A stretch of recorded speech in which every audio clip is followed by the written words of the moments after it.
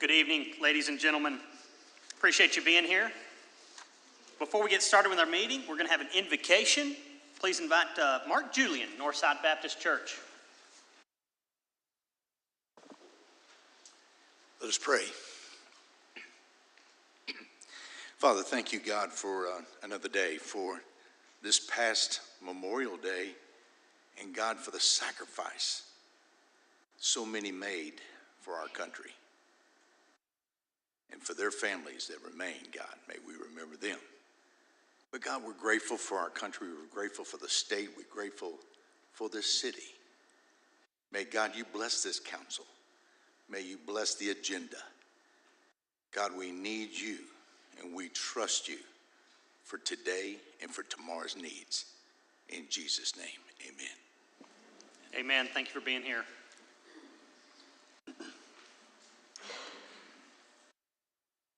Before I call the meeting to order, I just want to thank staff for bringing in the extra chairs. And if we have any citizens that would like to come on in and sit down along the sides here in these extra chairs, that'd be great. We'll call the meeting to order and announce that we do have a quorum. Please note for the record that Mayor Paul Paschal is absent today. However, all other council is present. Item number 3 is going to be Pledges of Allegiance to the United States and Texas flag, led by Matt Tiskus. Please join me. I pledge allegiance to the flag of the United States of America and to the republic for which it stands, one nation under God, indivisible, with liberty and justice for all. Honor the Texas flag. I pledge allegiance to thee in Texas, one state under God, one indivisible. Thank you, Mr. Matt. Item number 4, items of community interest. Ms. Erin Spicer. Mayor Pro Tem and Council, if Weatherford has an off-season, nobody told our calendar. We've got more going on this month than a church parking lot on Easter Sunday. The secret's out. This year's Spark in the Park headliner is Stoney LaRue. He's bringing the Red Dirt Magic to Weatherford on July 4th, so dust off your lawn chairs, text your group chat, and prepare for a day of fun. Fireworks and Stoney LaRue, that's a pretty solid excuse to stay in town for the 4th of July. And Rodeo Week is rolling into town, and it's bringing the parade with it. Join the Parker County Sheriff's Posse for the 49th Annual Frontier Days and Rodeo Parade on June 6th at 6 p.m. Rodeo Week kicks off with horses, floats, and hometown pride.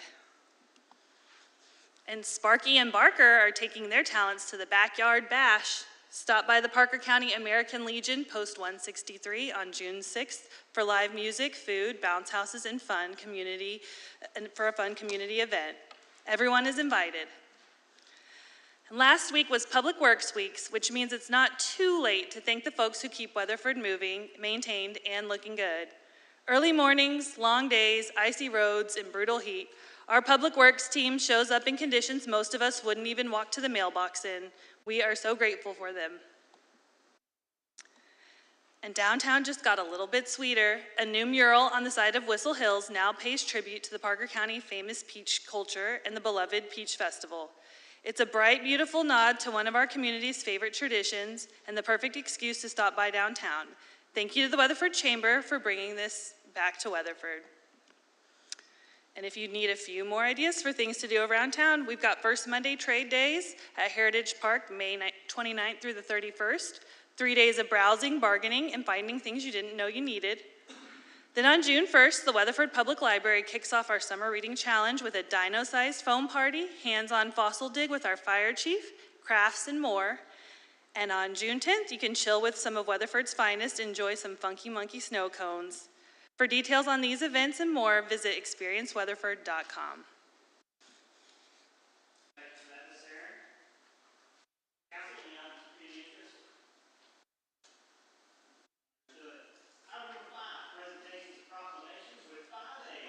Mayor Pro Tem, thank you. 5A being presentation regarding the Parker County Sheriff Posse Frontier Days, PRCA Rodeo, and accompanying events. Mr. Walden, if you don't mind coming up. Actually, there's two of us. Oh, I'm sorry. I'm Larry Walden, and we got Doug Leeper here. I'm the pass captain. Doug's rodeo chair this year for our 79th annual rodeo. So we're proud to be here. We're proud of the Western heritage of Parker County and Weatherford. And I've told you before that the mission of the Parker County Sheriff's Posse is to preserve our Western heritage. And we think we're doing a pretty good job of it. And I'll go ahead and tell you, we've got the best outdoor rodeo in Texas and probably several other states too. So we're very proud of it. We'll kick off on June the 6th with Cattle Drive. Starts at 8 o'clock at Millsap. Comes through the back way up Greenwood Road. Arrives at the Sheriff's Posse at noon. Have barbecue lunch. Want all y'all to be there. All you can eat, come on down. Then our rodeo parade is at 6:30 on the 6th. Originates down at the 9th grade center. Those same cattle that we've driven from Millsap are going to be in the parade too. So we're proud to do that. We're looking for a very large parade this time because of all of the 250-year celebration. And so we're looking for everybody, and be sure if you're interested in being in the parade, get entered up so we can accommodate you. We'll skip then until street dance at the conclusion of the parade that night. Doug's going to tell you who's going to play. Yep.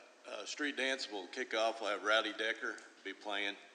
Then we'll roll right into Tuesday night with Extreme Bulls. And we've got Gage Gardner following that night. Wednesday night kicks off the PRCA rodeo. We've got Rowdy Decker again. Afterwards, Thursday night, we have Aaron Copeland. Friday night is Red Shahan.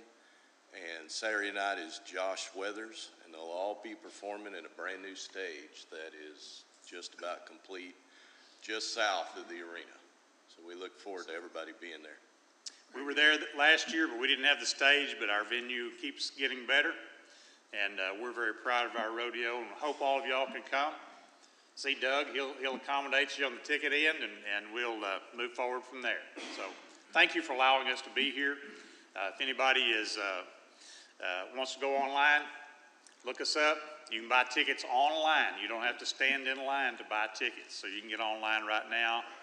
Probably going to tell us the website right here. ParkerCountySheriffsPosse.com. And we're also on Facebook as well.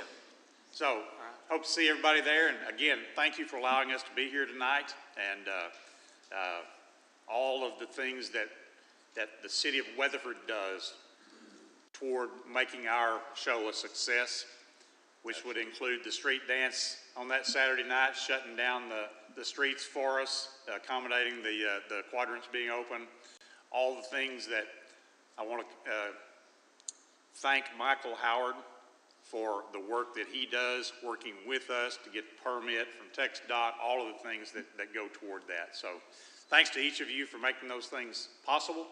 And again, come to see the rodeo. Thank y'all. Thank you. Thank you, gentlemen.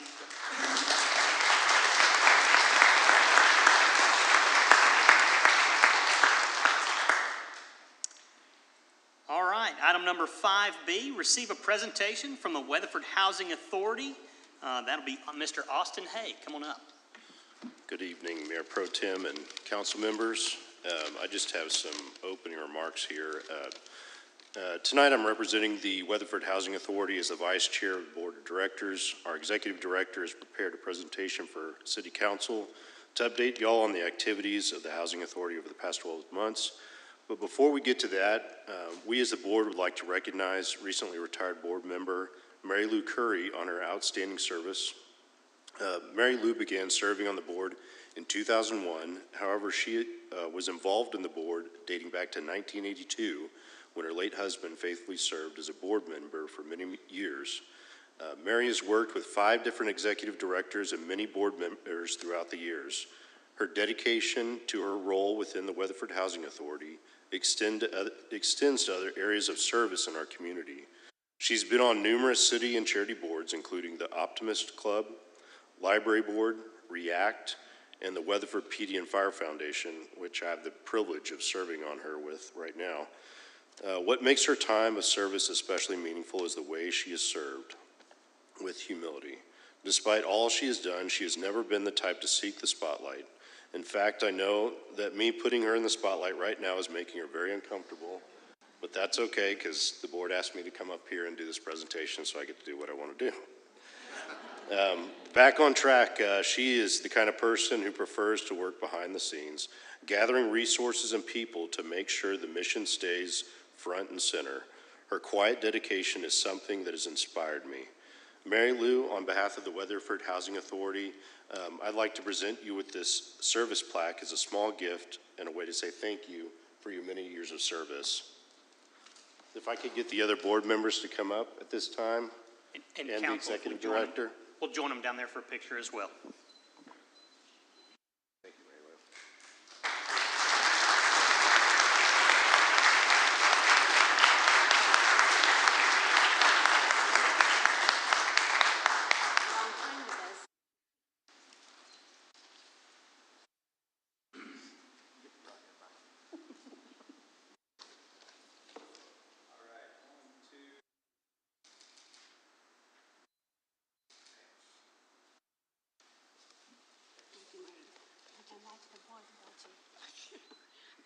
Rod, good to see you. Congratulations.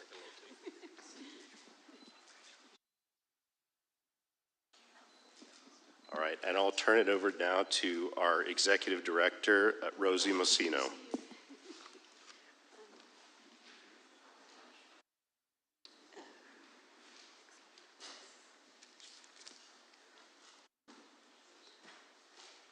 Thank you for having me here today. Again, my name is Rosie Mucino, and I am the Executive Director at the Weatherford Housing Authority. And it is my pleasure to be here today to share a brief overview of the Weatherford Housing Authority. I would like to take a moment to recognize our leadership team, whose dedication and guidance has been instrumental to the success of the Weatherford Housing Authority. April Appel is our chairperson, Austin Hayes, our vice chairperson, Terry Hughes, Doug Jefferson, Steve Martin, and Luke Hayes. Working closely with our leadership team, we remain focused on our mission, vision, statements as we continue to guide and strengthen our future efforts. The vision of the Weatherford Housing Authority is the Weatherford Housing Authority will be the leader in assisting qualified residents within our community. And the mission of the Weatherford Housing Authority is to support qualifying residents through housing assistance and promote participation in programs that encourage self-reliance and enhance the quality of life. Next, I would like to provide some background information about the Housing Authority. The Housing Authority is 100% federally funded. We assist all the areas of Parker County, and Weatherford Housing Authority received a little over 4.4, that's a correction there, from the federal government to assist with rental expenses from low-income families. No local taxes are used to assist households on the voucher program. And for the past 11 years, the Housing Authority has been designated as a high-performance agency by HUD. The following information highlights the virtual role the Weatherford Housing Authority plays within the community in serving residents and supporting housing stability. The program provides rental assistance to help low-income families obtain decent, safe, and sanitary housing. The rental payments are made directly to the landlords on behalf of participating families. 524 vouchers are allocated monthly by HUD. In 2025, funding supported approximately 410 households per month. Administrative fees received are covered also by HUD and is determined by HUD annually.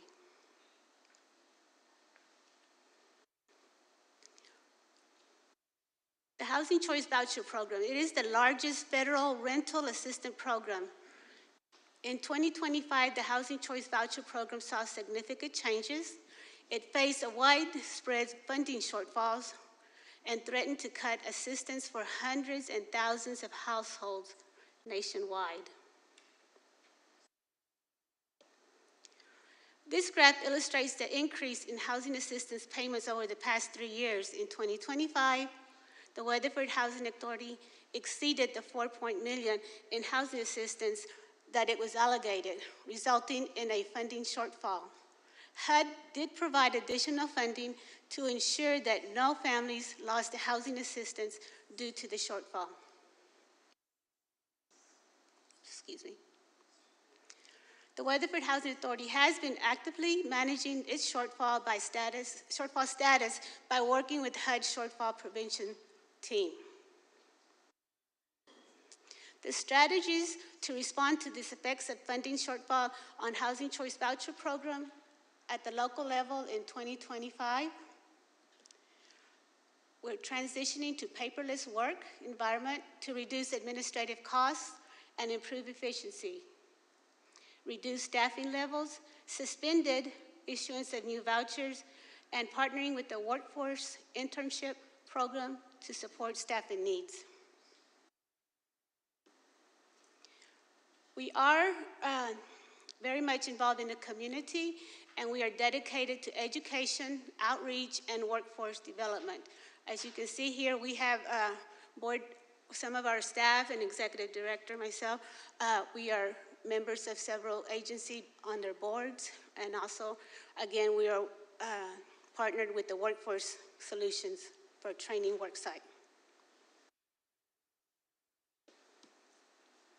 Beyond our core program, the Weatherford Housing Authority is actively engaged in the community to strengthen our connections with the people we serve. We distribute bread and pastries donated by Albertsons and Brookshire's Daily. Weatherford Housing Authority has been distributing clothing. The Housing Authority held a coat and clothing giveaway with the help of New Hope Baptist Church. And we've handed out school supplies at annual back-to-school fair. The Housing Choice Voucher Program renewal funding obligations for 2026 is $4,468,504. Excuse me. With this funding, the Weatherford Housing Authority hopes to begin issuing additional vouchers and assisting more families in 2026. Looking ahead, staying true to the mission, we are optimistic about what's to come.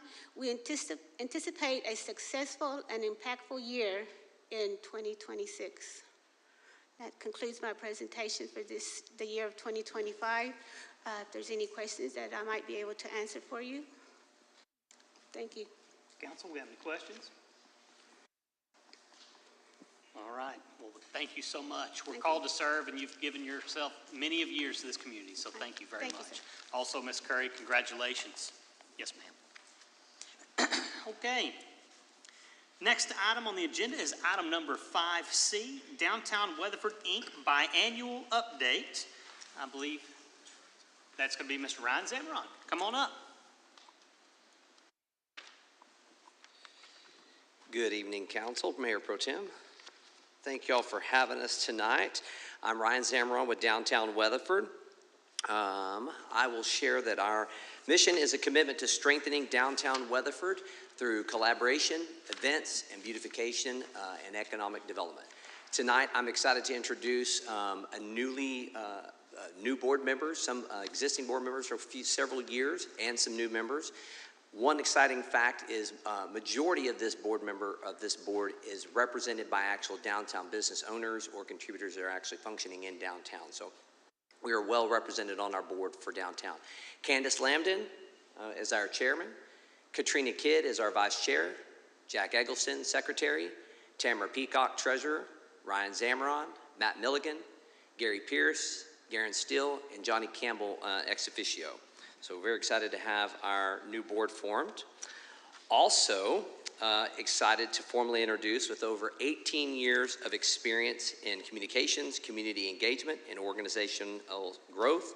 She brings a passion for storytelling, strategic vision, and building meaningful partnerships. Her proven leadership and deep commitment to our community make her an incredible addition to downtown Weatherford. Pleased to formally introduce Miss Amy O'Grady, our new executive director for downtown Weatherford.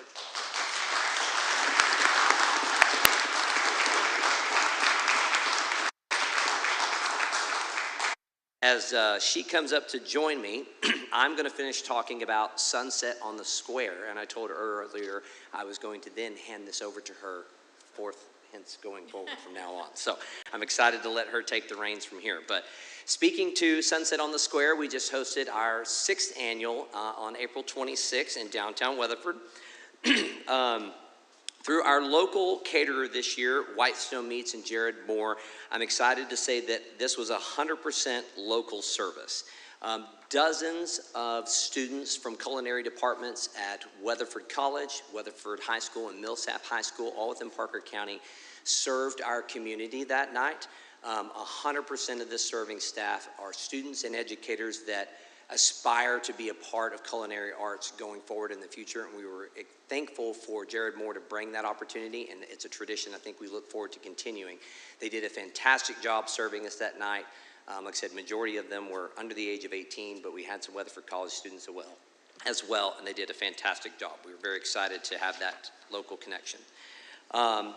We curated a local meal between our appetizers, dinner, desserts, and drinks, all curated by locally owned and operated businesses supporting our community. I think one of my favorite things, the evening caught me in other places. I didn't get the chance to speak that night, but I wanted to share one of my favorites was we had a collaboration between the Virgin Olive Oiler, one of the downtown businesses, Jared Moore with Whitestone, and Gurley Buns Baking Company. It wasn't just a meal by one single caterer. All of those came together to provide different elements of the meal that night. A custom oil was made by Virgin Olive Oiler. He made the salad dressing that went on the caterer's salad. And so instead of just putting it all in one group's hand, we were able to diversify that and spread that out and bring multiple different downtown businesses together to serve a meal that night for the community. Over 400 meals were served hot. 20 plus local businesses provided elements of the meal and entertainment.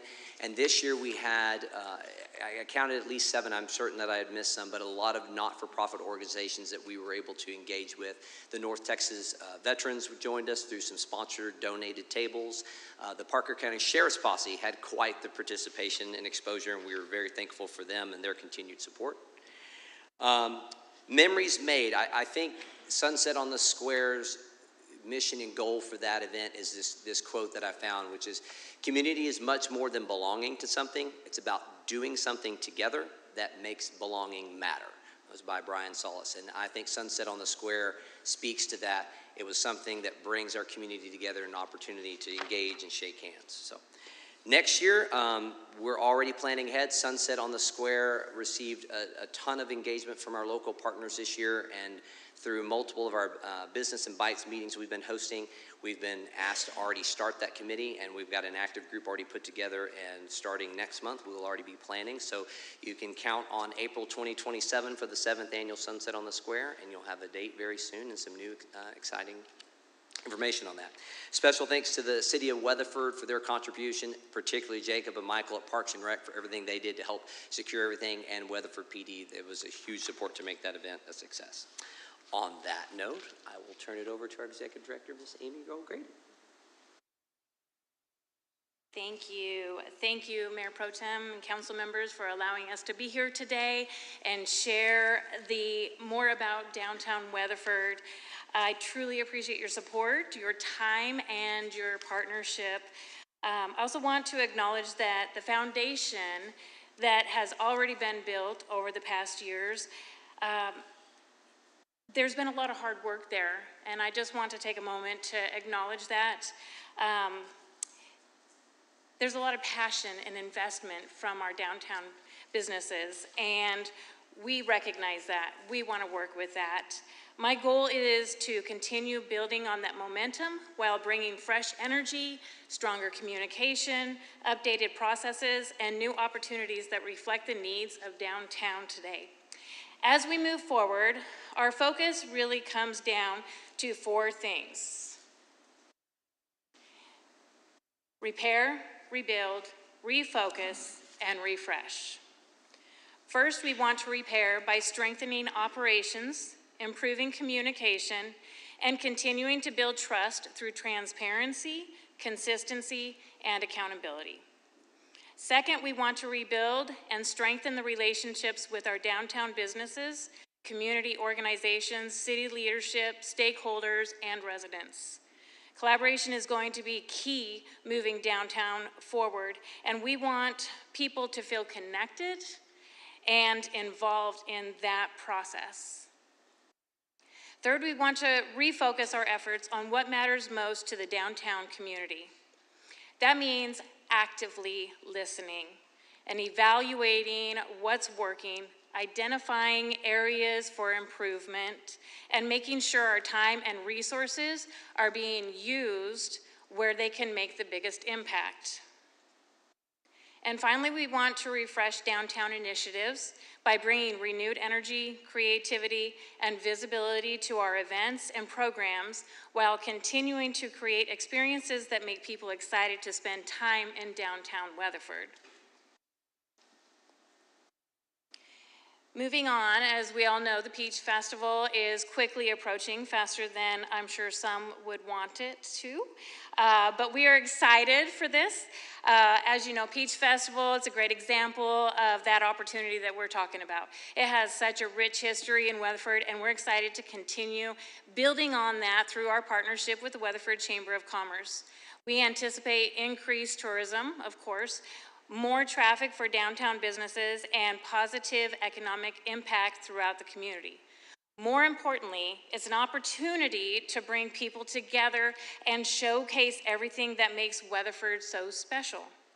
We want visitors to leave with a great experience that makes them want to come back time and time again.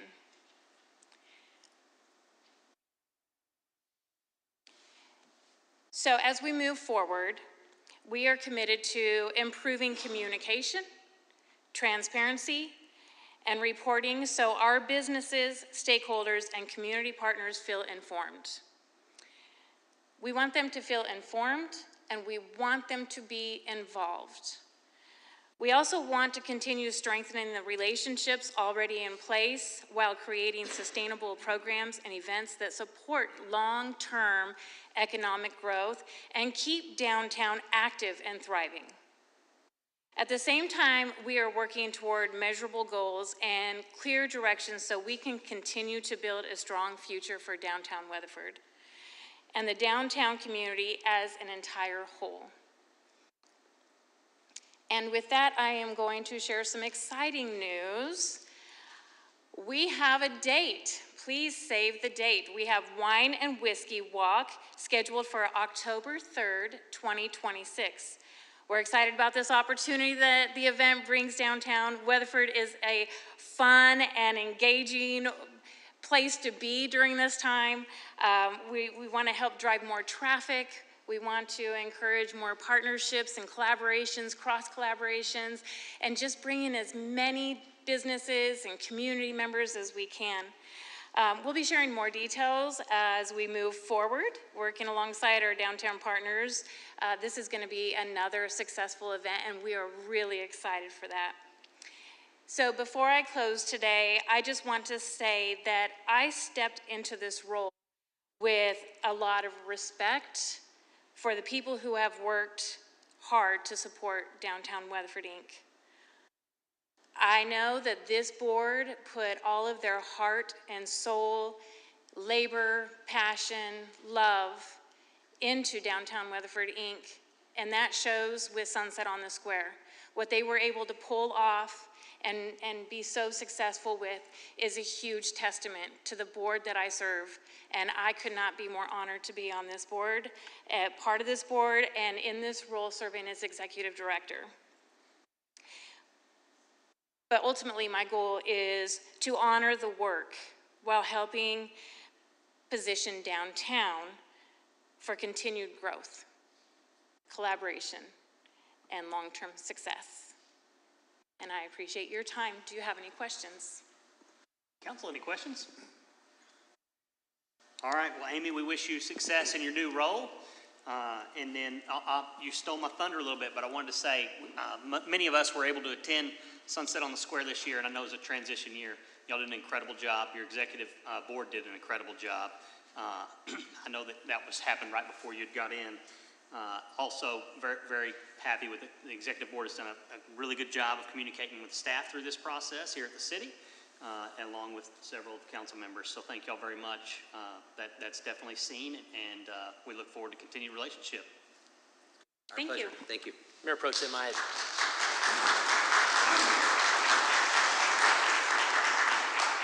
Councilmember Williams, I'm sorry, go ahead. No, you're just fine. You asked if there was anything to say, and I shook my head no earlier as I was gathering my thoughts, and so you took that as a no. So I understand where there's some confusion. Back to wine, Sunset on the Square. Ryan, in particular, I know you spearheaded that, and I wanted to say, I know it was a team and a group and everything else, but you were the voice out there that evening, and there was a lot going on at that time in transition. Just wanted to say thank you especially for that. Amy, we are very excited to see you come on board and take on this role. We know, obviously, I've had the opportunity personally to work with you pretty closely the last couple of years with Weatherford Chamber of Commerce, and then now seeing your transition over to Downtown Weatherford, Inc., and bridging those two groups and bringing in our downtown area. Very excited for the upcoming Peach Festival. So we know what the Chamber of Commerce does in that every year, and just having all the support from you and your team, and knowing that you know the inner and outer pieces that go into all that is very exciting. So exciting stuff to come.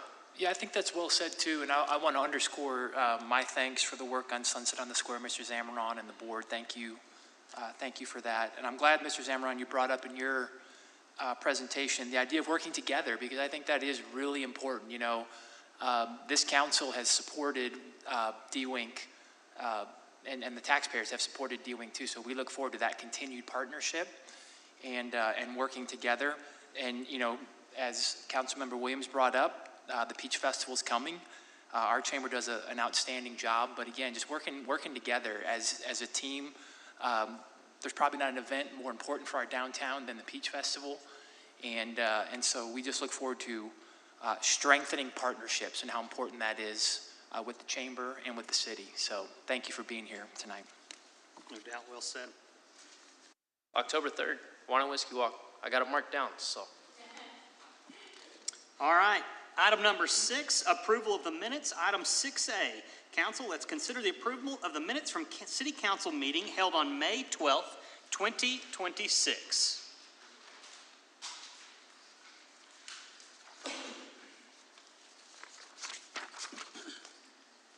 Motion by Matt Tiskus, second by Luke Williams.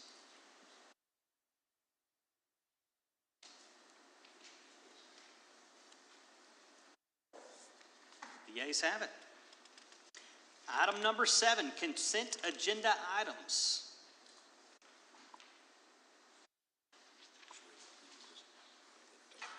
Okay, we can entertain this as a body if you would like, or we can pull them individually. We have items 7A through C. Council? Mayor Pro Tem, I'll make a motion to entertain these as a body. As a body, a motion by Luke Williams, second by Councilmember Matt Tiskus.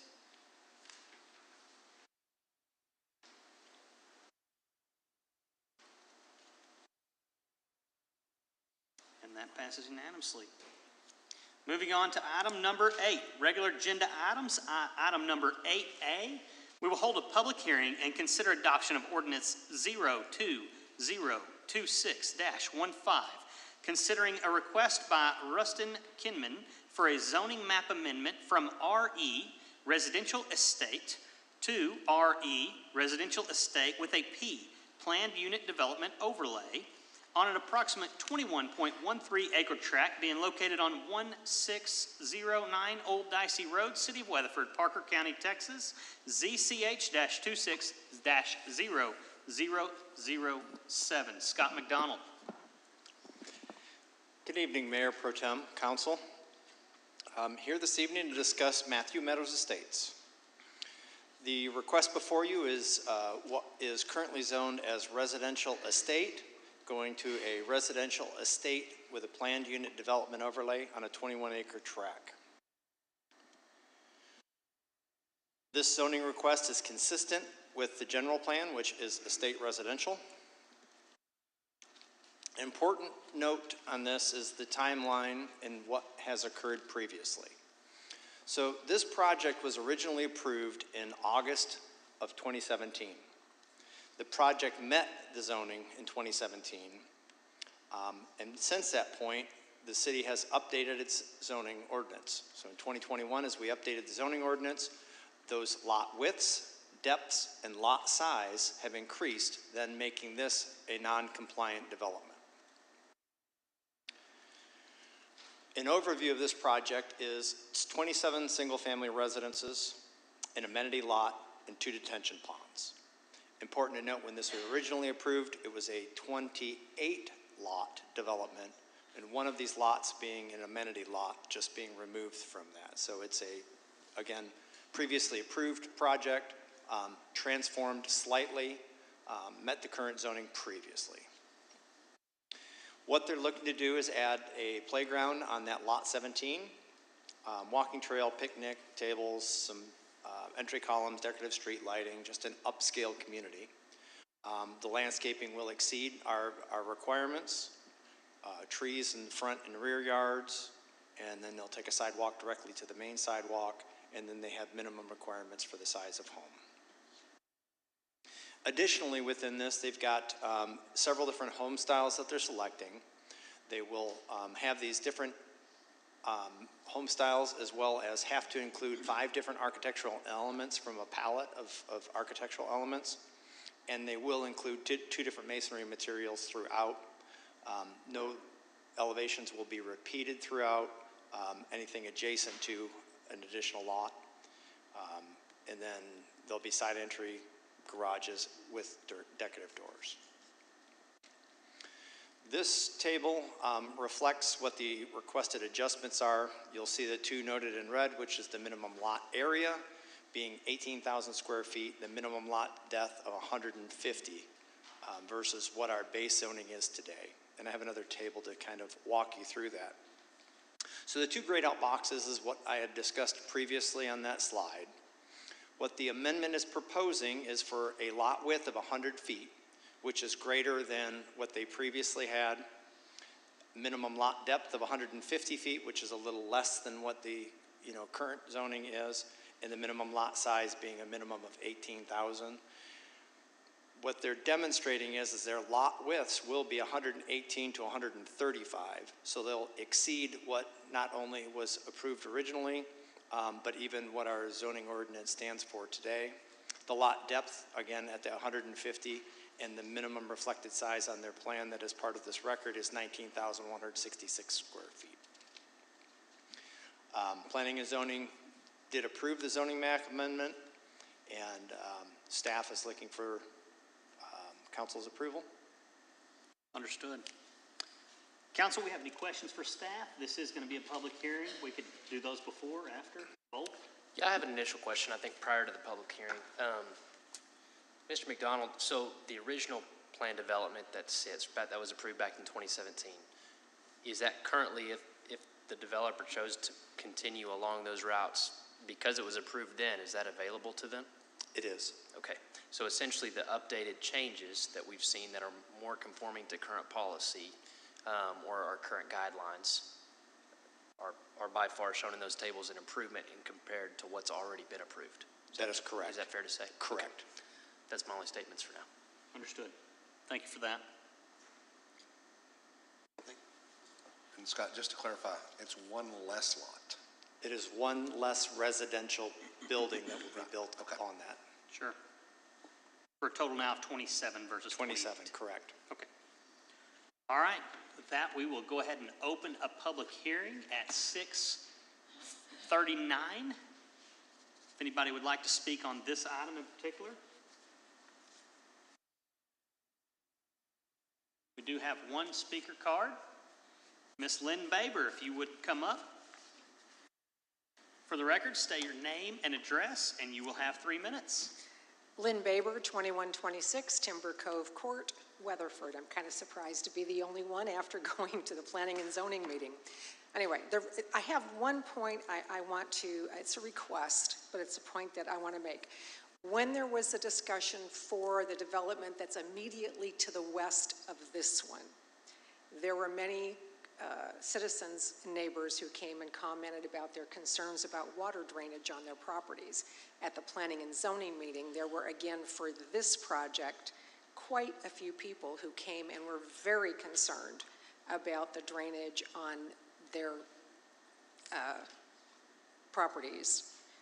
So my question today is, at the Planning and Zoning, staff was asked, what about this? What do we do to address the drainage because, and so I just want to read what the answer was and just make a comment on that. So this is a transcription of what the city's comment was at that point. As it relates to drainage, ultimately, that will be done at the time that we get civil engineering plans. The city is very diligent. City staff looks at what is pre and post-development, so we'll ensure whatever it is that's occurring with drainage post will not impact that negatively. So after the development occurs, we'll see all those engineering plans. So my question, it's really one of logic. We have concerns about a project that shares the western border with this one on drainage. This one, there's a big concern, or was expressed a great concern for that about drainage. And I'm just wondering if nothing is addressed for drainage until after the developments are already completed, could the city help residents understand what options are available at that time if there's a negative impact? So thank you for your consideration. Thank you, Ms. Baber. The public comment portion of this remains open if anybody would like to speak specifically on item 8A. If not, we will close the public hearing. I do believe, council, that the applicant is here. If y'all would like to hear anything from the applicant, you're welcome to come up if council has any questions. Thank you, Mr. Pro Tem. My name's Rustin Kinman, if anyone's got any questions. Yes, would you say your name and address for the record, please? Rustin Kinman with 4K Companies, and I reside at 1823 Mallard Drive in Aledo, Texas. Understood. Thank you so much. Mr. Kinman, as far as I'm concerned, I'm appreciative of you being aware of the changes and taking those into regard, even going with one less home here. Based on our previous speaker card from Ms. Lynn Baber, would you feel comfortable speaking on some of that? So, as a civil contractor myself, and that is my main company I own, these developments go through all the prior requirements prior to any development ever being built.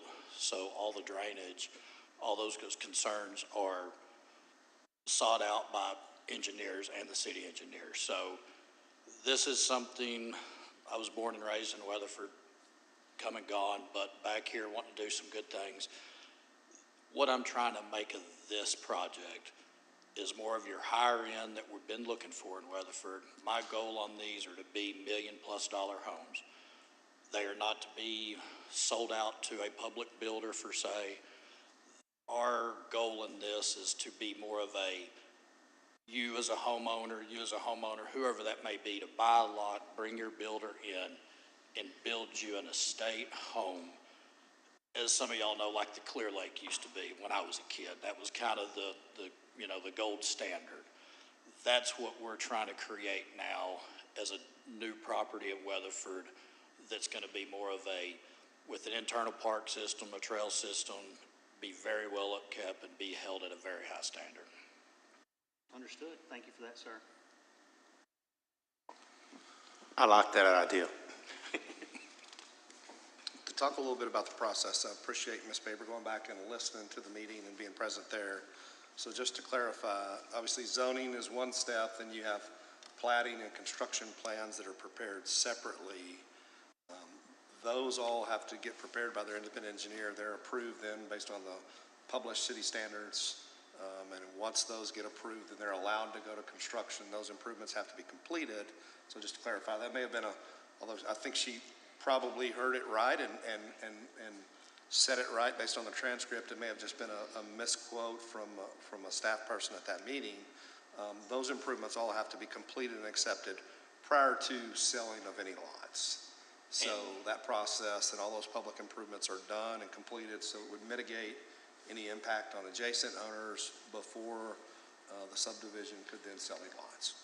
And to lead into that a little more, being that this plans were done prior to the subdivision next door, we have gone back now to our engineer and have asked them to redo the whole drainage study again to ensure everyone is right now that we have the plans, approved plan set that y'all have approved for Morningside or whatever it is, taking into account that water with ours. So we have taken the initiative to take the old set of plans that had originally been presented, and we are paying to upgrade them today again to make sure all those concerns are met and they meet all current codes and all that.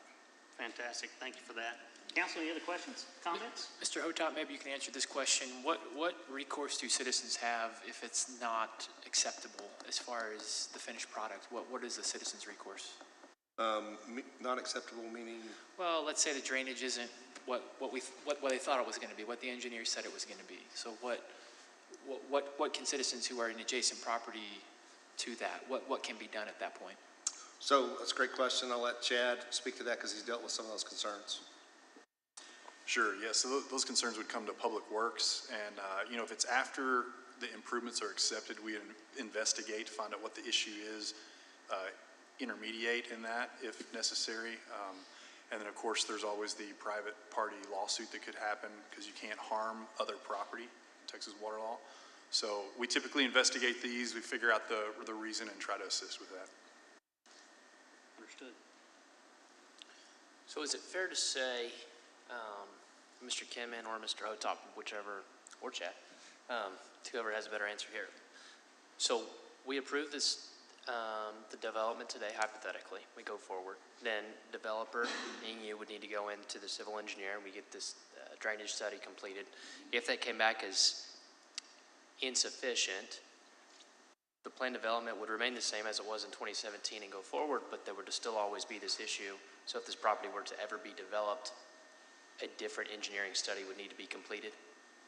So I wouldn't say that it's going to come back insufficient. So what happens is we'll keep requiring that in this particular instance, the detention ponds, which if you looked at that layout that was shown, it was those two lots shown in blue, they would just need to increase the size of those. I see. For additional storage. So the intent of those obviously is to capture water temporarily and then release it at a pre-development rate off the development. So, yeah. That's great.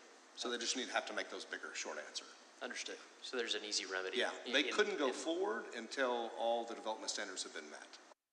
Understood. Yeah. Understood. Okay. All right. Thank you so much for your time. Thank you.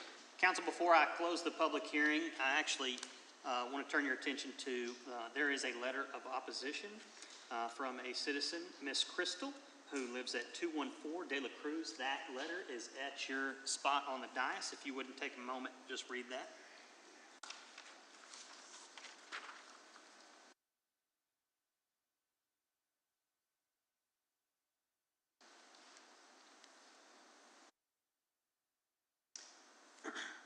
And with that, we will close the public hearing at 6:47.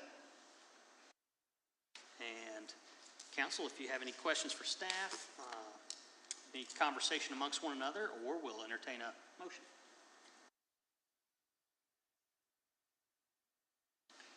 Mayor Pro Tem, I did have another question for staff. Outside of the drainage review and study there will be a traffic study completed as well and the impacts that this would have on that old dicey roadway. Is that correct? We'll evaluate all of our standards. So what you're doing today is a zoning action. And to the city manager's point, the approval here tonight does not allow anyone to go to construction until all of our standards are met. So we'll evaluate traffic, drainage, water, wastewater, whatever it is they're proposing to do.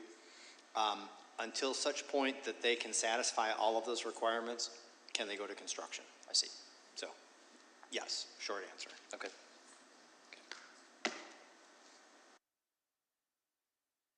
Thank you for that. Mayor Pro Tem, I will make a motion to approve the proposed ordinance. I believe this is a local developer that has Weatherford in mind and has lived here before, continues to live here. We are overall seeing a development that's going to be one less lot than what was originally proposed, and it is also closer to our conforming rules in comparison to what's already been approved. So with that being said, I will make a motion to approve. Understood. Motion's been made to approve by Councilmember Luke Williams, second by Rod White. We'll go to a vote. Please click yea or nay on your screens. Yeas have it. Congratulations, sir. Item number 8B is going to be hold a public hearing and consider adoption of ordinance 02026-16 concerning a request by Garth Wilson for a zoning map amendment from AG Agriculture to RE Residential Estate on approximately 1.71 acre tract being located at 106 Woodland Trail, City of Weatherford, Parker County, Texas, ZCH-26-0004. Mr. Scott McDonald.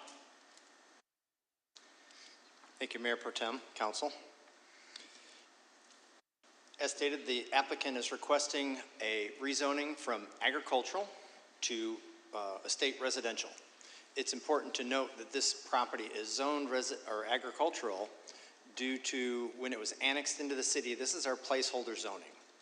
So all of these properties really should be rezoned and zoned to estate residential. And so this property owner has made that request to the city. We've evaluated it. It's in alignment with our general plan, and staff supports the request for the zoning map amendment. Understood. Council, you have any questions for staff before we open the public hearing? All right, we will now open a public hearing on item 8B at approximately 6:51 p.m. Anybody has anything concerning 8B, please come forward.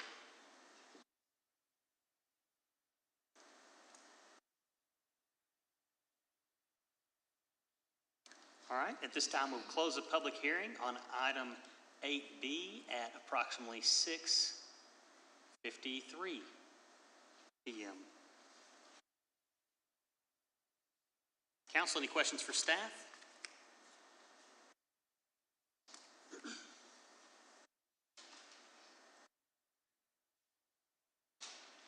Motion has been made by Luke Williams. Yes, sir. Mayor Pro Tem, I propose adoption of the ordinance. Understood. Second by Matt Tiskus. All in favor, click yea. Opposed, say nay.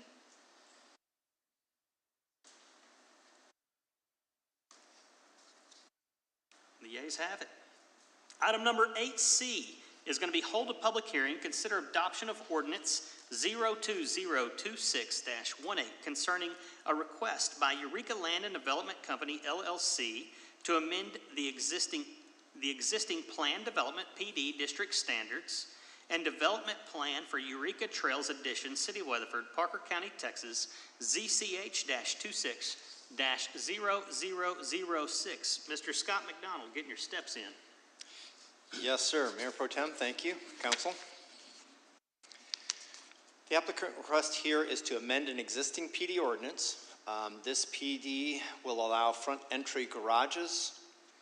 It as well have some additional architectural standards, and it is for 7 lots of the 50-unit development. The architectural standards that will be included in this, they'll have to include at least 4 of the following items, which just give more architectural elements, greater depth design than what would normally be required. All of the structures must have masonry detailing. The elevations will not be repeated on 3 lots on either direction on the same side of the street. And then they have some planned examples. These are some of the actual structures that they will be building. As a result of kind of some of the market changes and what it is they're seeing for recent development, they're just looking for some options and some versatility in what is being offered within the subdivision, and that's what the request is for. Planning and Zoning approved this at their May 13th meeting, and we're looking for the same. Thank you, sir. This is going to be a public hearing. If you have any questions for staff before we can do the public hearing. I will say, Scott, I was there at Planning and Zoning and was able to listen from the crowd, and the speakers that did come up that lived in the neighborhood voice their concerns, but also at the same time, we're praising the quality of the development with the developer in the room, and we're very satisfied with not only the product that they have, that they live in, but we're not really in opposition to what is going on here so long as the quality remains what they had already known and expect from that gentleman. So I thought that was good. With that, we will open the public hearing at approximately 6:55 p.m. Anybody have anything on item number 8C?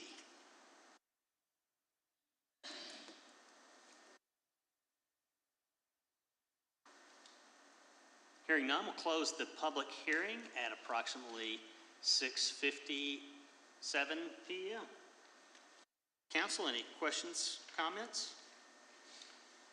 Yeah, I have a question for Mr. McDonald concerning these in particular. I noticed that there's specific lots that are referenced within the development. Were those brought forward by the developer in regards to those specific lots? They were, yes. Okay. That was what was proposed, and I believe what was backing up to them. My only thought and comment, and maybe it's just that, a thought and a comment, but I did notice that these are all in a line, and out of, I believe it was 58 total lots? 50. Yeah, 50. I just didn't know if we were to deviate off of the standard that was previously approved, would it make sense to disperse those throughout the development, or is it fine having them all next to one another? However, if there's no citizens that are in opposition to it, I'm fine going with proposed. I was more curious on whether it was the applicant or us who required the lots to be located next to one another. Yeah, it was the applicant, and I believe within, if you look at the exhibit, if that's able to be pulled back up, Kyson, you'll see the subject property and then the property that's to the rear of it. I think there was some consideration given to what that was, and then less of those rear or side entries so that it was front entry and a little less concrete, but certainly can go whichever way with that.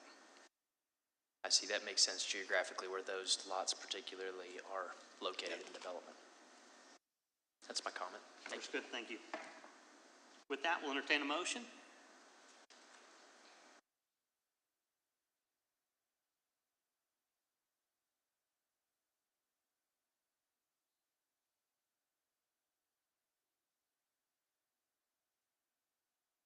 Motion by Luke Williams, second by Rod White. All in favor, please click yay. Opposed, please click nay.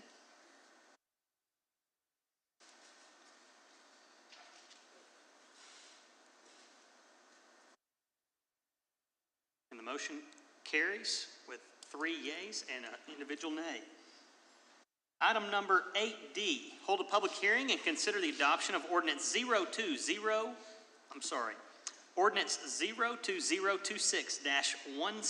concerning a request by Reggie Smith for a zoning map amendment from CBD Central Business District to CN Central Neighborhood on approximately 0.2 acre tract being located at 210 West Water Street, City of Weatherford, Parker County, Texas, ZCH-26-0005. Mr. McDonald again. Thank you, Mayor Pro Tem. Last time. Now we'll see. What we have before us is a request for rezoning from the Central Business District to Central Neighborhood. This lot is within an area that the general plan calls for transit-ready development. Isn't necessarily the appropriate use. We have no rail traffic.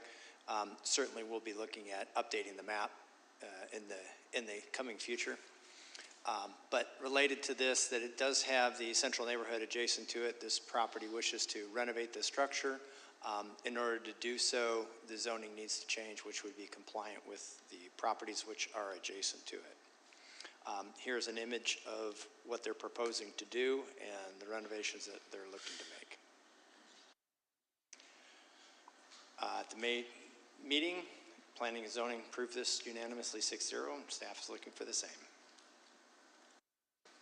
Understood. Council, this will be a public hearing. Do you have any questions for staff before that? I do have one question, Mr. McDonald. You made it clear in your opening statement, and the item seems clear as well, that this is a person's home. It's gonna remain their home, and they're looking to invest in their home, and they're looking to make no change that it's the American dream, right? You live in Weatherford, Texas, and you expand on that by growing your home. Is there any cost associated with changing a zoning map amendment in this case from CBD to CN? Yes. Okay. So we charge fees based on really a cost recovery model. So on the basis of the time that it takes for it to be processed and go through, the various boards and commissions, we could recoup those costs. Understood.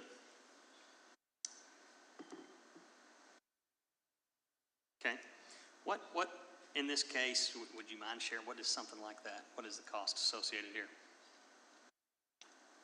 Well, I don't know that I can tell you that offhand. Understood. It's roughly in that $300, $400 price range. Understood. Do we have the ability as a council under this circumstance, with them being their home and them just expanding their home, the zoning change really is just a circumstance of the situation they're in? Do we have the ability to waive that on an individual basis, or is that overstep? You do. Yeah, that could be done in this particular case. And just to clarify, when Mr. McDonald was saying it's the cost recovery model, it's not different based on different zoning cases. It's all the same. So Understood. Just to clarify. But you do as a council, so you could, if you so choose to include that, Could you can include it that in as your part of the motion. Just to. Understood. Thank you very much, sir. Yeah. Yes, sir. Thank you. With no other questions, we can open a public hearing and kind of ask more later. Y'all good with that? All right, we're going to now open a public hearing at approximately 7:01 on item number 8D. Anybody would like to come up and speak on 8D?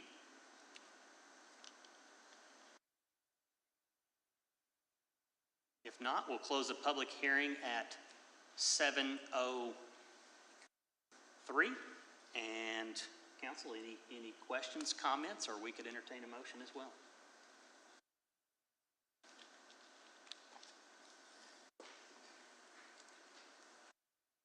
I'll make a motion to approve. Motion to approve as written, made by Councilmember Matt Tiskus, second by Luke Williams. Let's take a vote.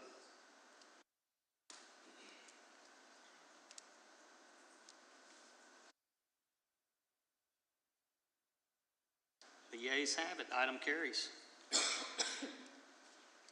Item number 8E, consider a request for a facade improvement grant for 111 West Church Street in an amount not to exceed $18,642.50. Miss Ashley Seiler. Good evening, Mayor Pro Tem and Council. It's a pleasure to be with you this evening. Just as a brief refresher, the Facade Improvement Grant is an incentive program designed to enhance the aesthetic appeal, economic vitality, and the historic character of our downtown. The program provides up to a 50% city match with a required minimum private investment of $10,000 and a total allocation of $200,000 for this fiscal year. At the April 3rd Council Retreat, Councilmember Williams recommended that the remaining facade grant applications be brought forward to the Weatherford Economic Development Board in the order in which they were received and complete, ensuring consideration by the board as first come, first served, without exceeding that total allocated budget. To date, 5 projects have already been approved by the council for this fiscal year, leaving a remaining balance of $31,161.34. The Weatherford Economic Development Board did approve the 2 items which are being brought before you today as consideration at their May 15th meeting. First, 111 West Church Street. This will be home to Our American Stories, a nationally syndicated radio and podcast program hosted by Lee Habib, which reaches approximately 4.5 million listeners weekly across all platforms. While the space will include a small retail component, this is not traditional retail in terms of the user. Instead, it brings a unique opportunity to downtown, and one that elevates Weatherford's visibility on a national stage, through visiting guests, speakers, and storytelling tied directly to the podcast.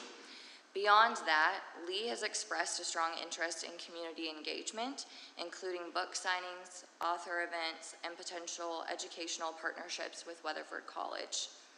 The proposed facade improvements include paint, new windows, and an updated awning, which enhances the building's appearance while preserving its historic character. The total cost of the project is $47,285, with a requested incentive of $18,642.50. This applicant did obtain 3 quotes, with Apex Homes falling mid-range. And they are the ones that the applicant has selected to move forward with, which aligns with the previous numbers I mentioned. With that, again, the Weatherford Economic Development Board and staff do recommend approval for 111 West Church Street in the amount of $18,642.50. And I'm here for any questions. Thank you, ma'am. Council, we have any questions for Ms. Seiler? With that, I'll entertain a motion. Motion approved by Councilmember Luke Williams, second by Councilmember Matt Tiskus.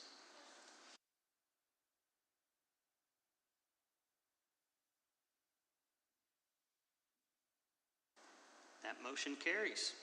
Item number 8F, consider a request for a facade improvement grant for 202 West Oak Street in an amount not to exceed $5,597. Ms. Ashley Seiler. Yes, sir.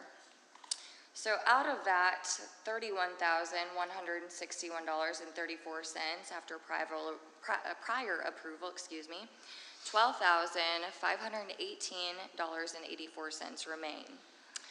This next project is located at 202 West Oak Street, which is a historic Wright house. It is a Queen Anne style home built in 1898, and it will serve as a hub of preservation, education, and tourism. While this home has served as several city Weatherford uses, Parker County recently took ownership and has dedicated this space to the Historical Commission.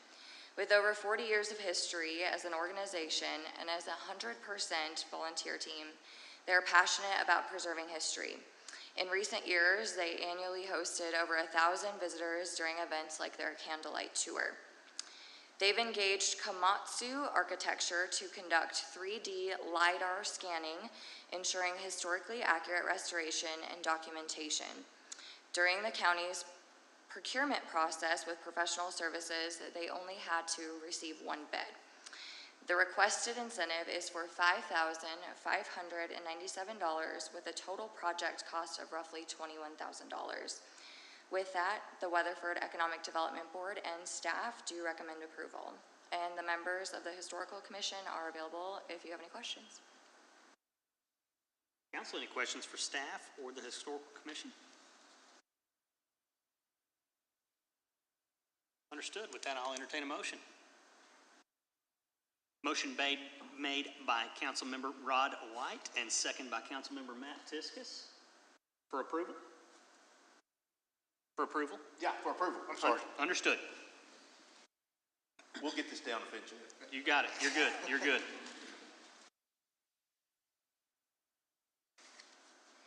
All right, and with that, the yeas have it. Congratulations. Item number 8G, consider approval of a general service contract bid number 2026-009 with an I&E Services, Inc. for mowing and landscaping city properties in the amount of $299,100. Mr. Kirkpatrick. Good evening, Council. I'm Jacob Kirkpatrick, Director of Parks, Recreation, and Special Events. So back in March, you approved our mowing contract with Reader Landscapes. Unfortunately, they have not been able to keep up with the mow schedule and meet our level of expectations. So I'm here tonight to seek to terminate the current contract and hire I&E Services as our new mowing contractor. I do want to mention that I&E Services is not the cheapest, but the next two on the list did come back with bad references. If approved, this contract will go into effect right away, and the mowing contractor will begin. With that, I'll answer any questions that you might have. Jacob, you had a conversation with the current owners, correct? Correct. And talked to them about deficiencies. So they've been given a time to be able to cure that, and they still haven't been able to perform to your satisfaction. Is that correct? Okay. Understood. Well, thank you for that.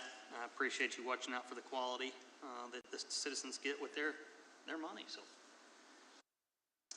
council, any questions, comments? Jacob, just to clarify, you said that this was not the lowest bid, is that correct? Correct. But it had the best reviews, is that what you're saying? It had the best reviews for the next qualified bidder. The next qualified, Yes. I understand. Well, with all this rain, there should be quite a bit of mowing up in front of us, so. Yep.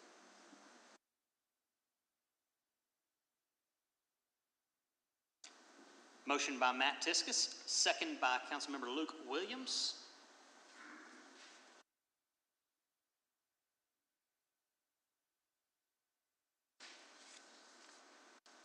And the yeas have it.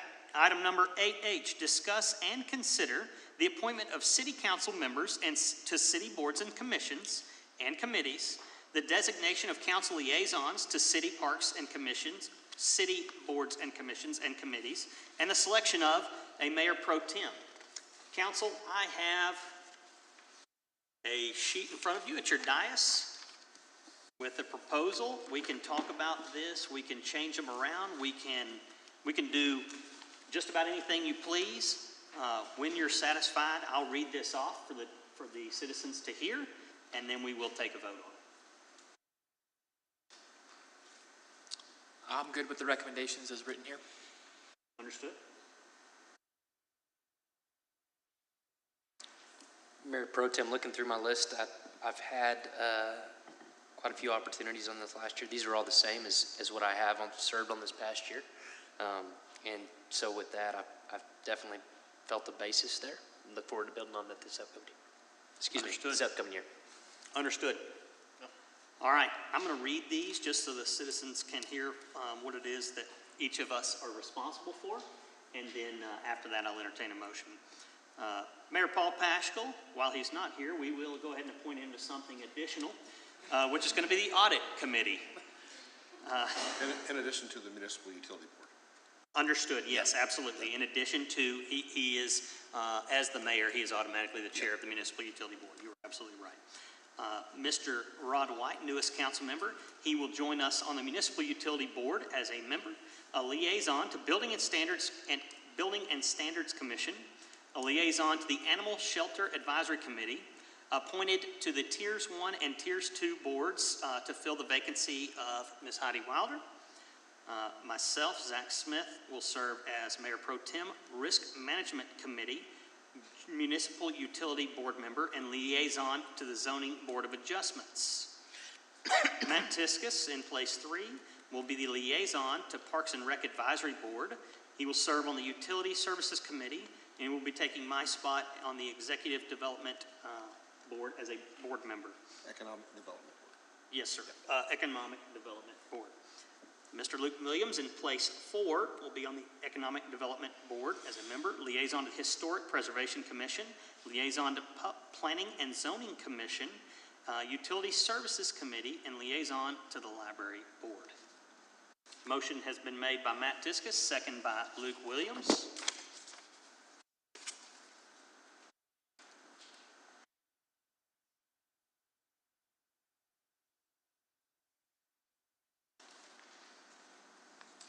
All right, gentlemen, congratulations.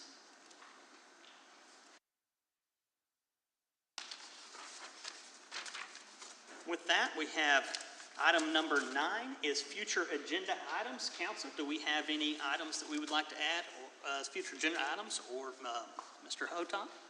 Just a reminder, June 9th, next council meeting. So.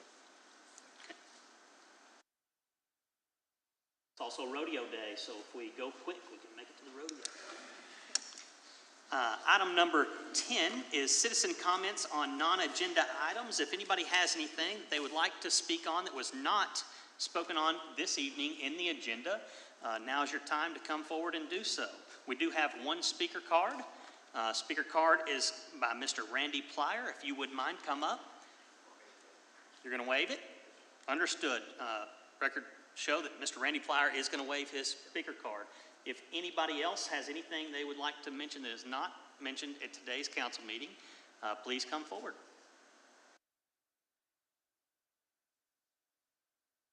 All right, with that, we stand adjourned at 7:15.